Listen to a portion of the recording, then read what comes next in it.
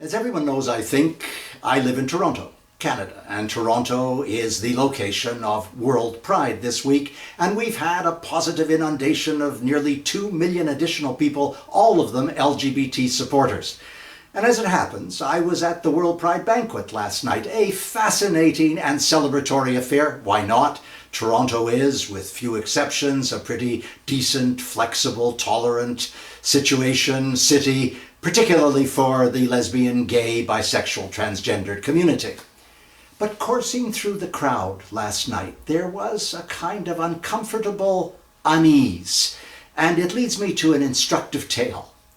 A couple of years ago, in early 2012, a group of gay rights activists were meeting in Kampala, Uganda, in a training session on advocacy. And the training session was disrupted. As a matter of fact, it was brought to an end by the sudden emergence of one of the cabinet ministers, the so-called Minister of Ethics, who said that what they were doing was against the law. They immediately filed suit against the minister, feeling that he had obviously violated their right to freedom of expression and freedom of association, and they took it to the High Court, fully expecting to win.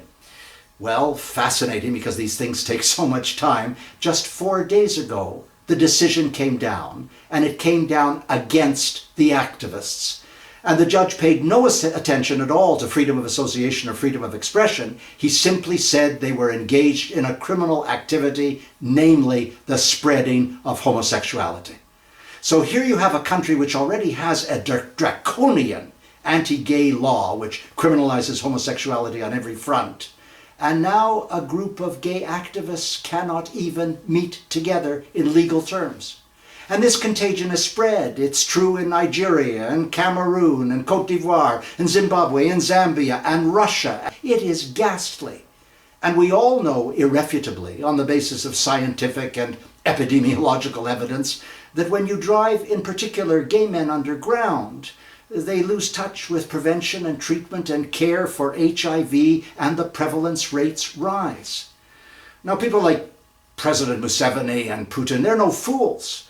They use the situation to condemn the Western world for the export of homosexuality when they know that what's really happening, given the religious groups, is the export of homophobia.